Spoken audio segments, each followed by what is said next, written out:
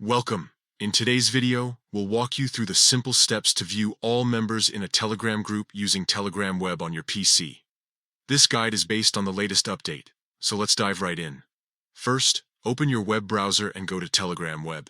If you're not already logged in, enter your registered phone number and complete the verification process to access your account.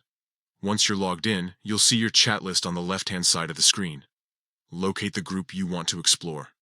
If it's not immediately visible, use the search bar at the top of the page to quickly find it by typing the group's name. After finding the group, click on it to open the chat window. At the top of this window, you'll see the group's name displayed prominently. Click on the group's name to open its contact information page.